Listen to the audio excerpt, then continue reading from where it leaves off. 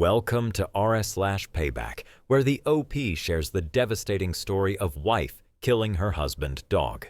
I, 35 million, live in a quiet suburb just outside Denver with my wife Heather, 33 feet. We've been married for 4 years, together for nearly 8. No kids, but we've built a life together with a nice house, decent jobs, and a routine that, at least on the surface, looks pretty solid. But the heart of this story isn't about our marriage. It's about my dog, Cooper. He was a 9-year-old border collie I've had since he was a puppy. He was there before Heather. Through a bad breakup, a layoff, and my dad's passing, Cooper was my rock. He had this almost human way of reading my mood, always curling up beside me when things were rough. We used to go on morning runs, weekend hikes, and yes, he slept at the foot of our bed. He was more than a pet, he was family. Heather tolerated him. At first, I figured it was just an adjustment. Not everyone bonds with animals right away, but over the years, it was clear. She didn't love Cooper. She didn't hurt him or anything. She just kept her distance. She'd step around him instead of over him. Sometimes she'd mutter under her breath when he tracked in dirt. Small things. I never thought much of it. Until now. Looking back, I probably missed or ignored some glaring signs. Heather never liked when Cooper barked at the door. She called it neurotic. When I laughed at him chasing his tail, she'd roll her eyes and say it was embarrassing how obsessed I was with the dog. Once, when I canceled dinner plans because Cooper got sick, she asked me point blank, "Are you seriously ditching me for a dog?" Still, I brushed it off. I told myself she didn't grow up with pets, didn't get it. Cooper wasn't aggressive, just energetic. He had a ton of personality, but he was obedient, house-trained, and always careful with people, especially kids. Heather just didn't see it the way I did.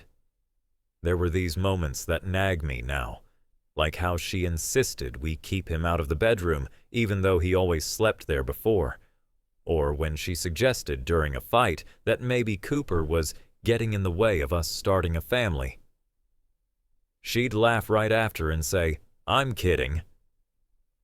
But that stuff doesn't always feel like a joke when you hear it over and over again. I told myself she was just adjusting, that she'd eventually come around.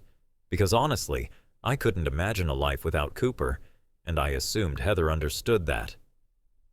A few weeks ago, I got called into a 3-day off-site leadership training for work. It wasn't optional. My boss said it was important, part of my promotion track. I'd be leaving on a Tuesday morning and back by Thursday night. Normally, I'd have my neighbor Danielle watch Cooper.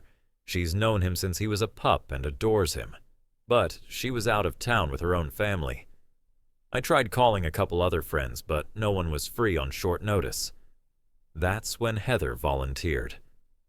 "I'll watch him," she said, almost casually, like it was no big deal. "It's just 3 days. I'll be home anyway." It caught me off guard, honestly. She rarely offered to help with Cooper, and I was surprised she didn't try to suggest a kennel or something. I gave her everything she needed. His feeding schedule, meds, just supplements really, and clear instructions. Keep the front door shut at all times. If he gets out, he'll run. Cooper had a tendency to bolt when he saw squirrels or joggers, but he always came back. Still, I made her promise to be careful. She nodded. I got it. There was a weird feeling in my gut before I left, but I ignored it. She was being calm and helpful, and I figured maybe this was her chance to bond with him. Maybe this would be good for them. I didn't realize it'd be the last time I ever saw my dog alive. When I pulled into the driveway Thursday evening, the house was too quiet. Heather met me at the door. She didn't hug me, didn't smile. Her face was pale and she looked tired? Guilty? I couldn't place it right away. She sat me down before I even put my bags down. "There's something I need to tell you," she said flatly. "Cooper's gone." I froze. Gone? She looked away. Tuesday morning. He slipped out the front door. I ran after him, but he darted into the street. A car hit him. He died instantly. I couldn't breathe. Why didn't you call me? I didn't want to ruin your trip, she said. There was nothing you could have done. I broke. I was on the floor crying, shaking, unable to believe it. Heather rubbed my back stiffly, murmured, "I'm so sorry." But it felt robotic, hollow, like she was reciting lines. I asked where he was buried. She told me she had him cremated already. That crushed me. No chance to say goodbye, no last look, just gone. That night, I couldn't sleep. My mind kept replaying it. Him slipping out, running, her not calling me. The rushed cremation. Something didn't add up, and the more I thought about it, the more that feeling in my gut, something I'd ignored before the trip, came back stronger. Friday morning, I started piecing things together. Heather said Cooper died Tuesday morning, but when I checked our calendar app, she'd marked a vet appointment Tuesday afternoon. One I never heard about. Why? Then I remembered. Our front door Ring camera. It records everything. I opened the app to watch the footage, but the clips from Tuesday were missing. Actually, the entire day was wiped. That was the first time I felt my stomach turn in a way I couldn't ignore. I asked her again. You said he ran into traffic. Which street? She looked confused. Just, the one by the mailbox. But we live on a cul-de-sac. The only through street is a block away. Something was off. Everything was too vague, too clean. I tried to tell myself she was just shaken, confused, but Heather wasn't acting like someone who just lost a dog, even one she barely tolerated. She wasn't crying. She didn't bring him up again. She didn't even look at his toys. When I asked to see the receipt from the cremation place, she said she threw it out. I didn't think you'd want to see that, she added. And just like that, suspicion started eating me alive. I didn't want to believe it, but I also knew her well enough to know Heather was hiding something. Saturday morning, I took a drive to clear my head, but I ended up at the vet. I asked if they'd seen Cooper that week. The receptionist checked and confirmed. Yes, Cooper had been brought in, but not after an accident. He was brought in Tuesday at noon. Poisoning symptoms, she said. Chocolate ingestion. He'd already passed by the time they got him back for treatment. That was it. I drove home with my hands shaking. When I walked in, Heather was folding laundry like it was any normal day. I stared at her and said, "You didn't tell me he ate chocolate." She stopped mid-fold. What? I went to the vet. They said he didn't get hit by a car. He was poisoned. Her face dropped. She sat down slowly and buried her face in her hands. I didn't mean for him to die, she whispered. I didn't speak. I waited. She finally said it. I gave him a few brownies. I just thought it would make him sick, that he'd run off. I didn't think he'd... I couldn't move. My ears were ringing. He wouldn't stop barking that morning, she continued.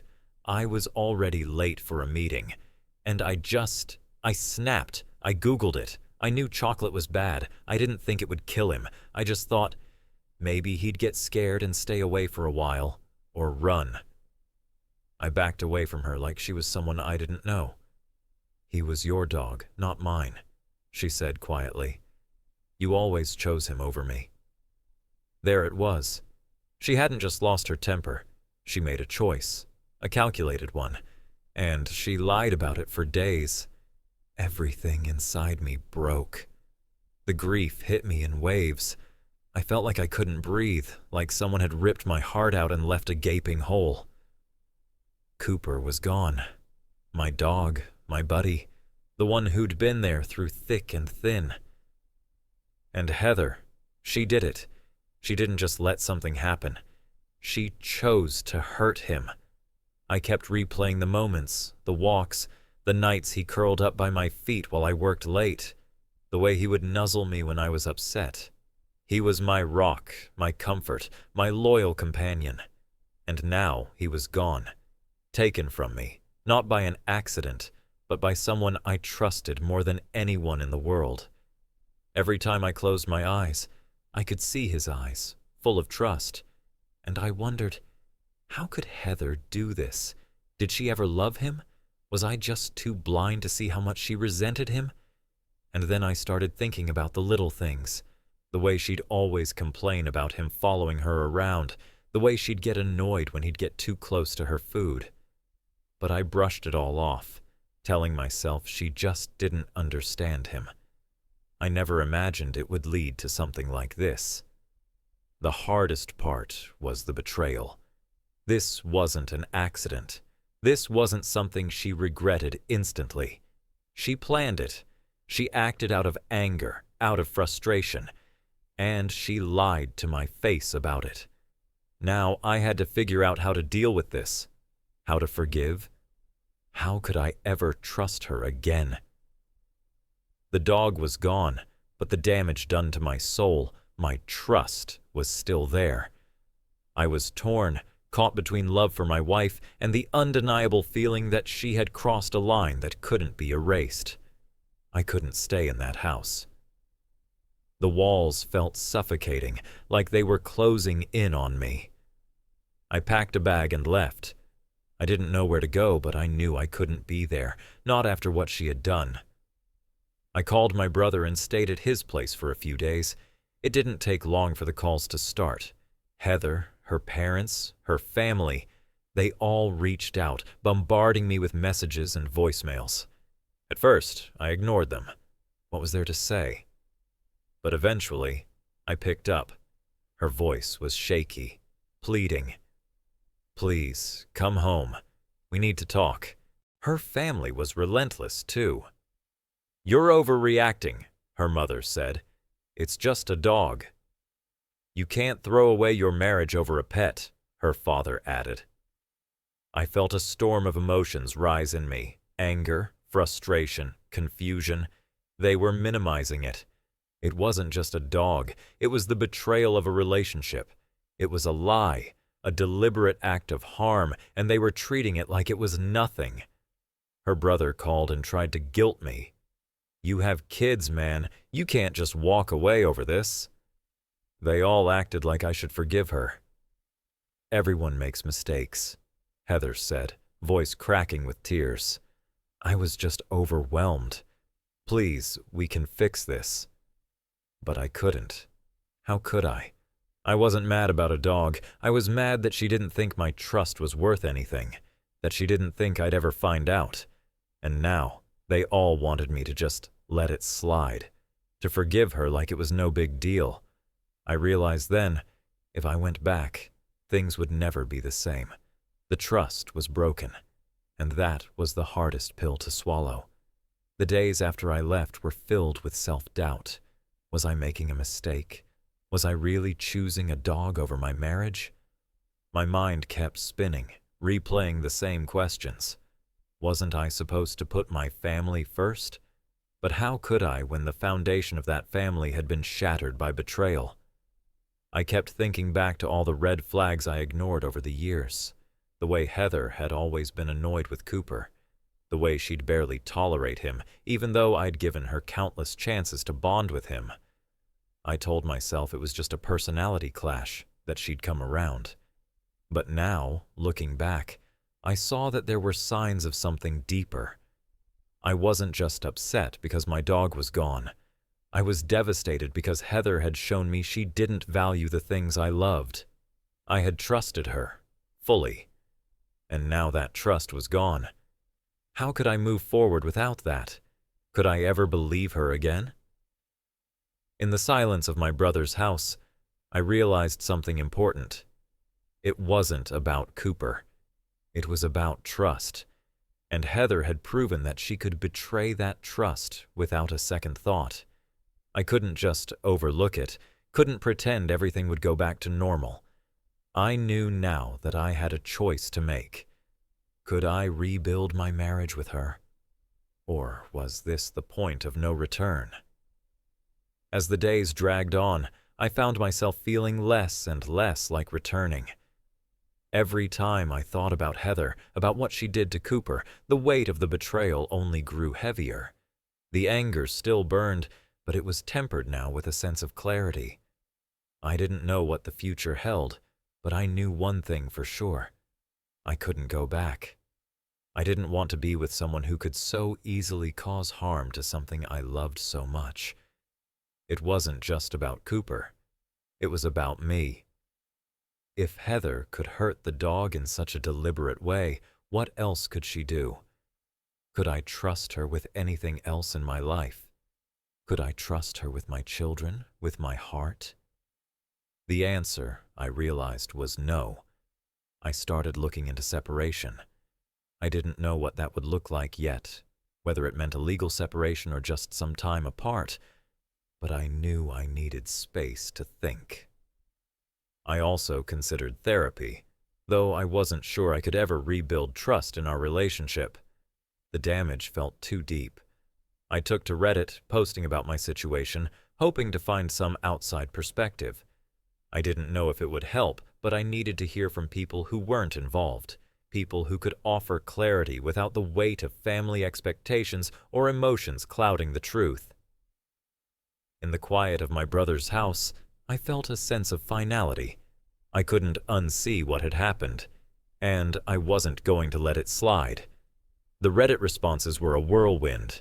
Some people were incredibly supportive, empathizing with my sense of betrayal and agreeing that what Heather did was unforgivable.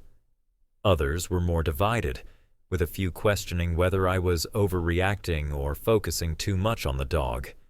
But in the end, the overwhelming majority agreed that the issue wasn't just about the dog. It was about trust, respect, and whether a marriage could survive after such a profound breach. Reading through the comments helped me process my emotions. Many shared stories of betrayal and trust issues of their own, reminding me that love was built on more than just moments of happiness. It was about consistency, reliability, and honesty. What Heather did shook all of that.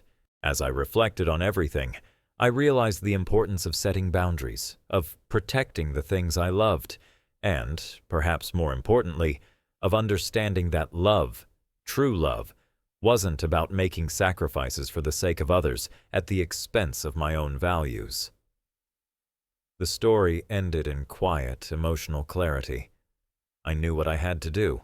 It wasn't easy, but it was the right thing for me, and I would carry that resolve with me, no matter how hard it was to move forward.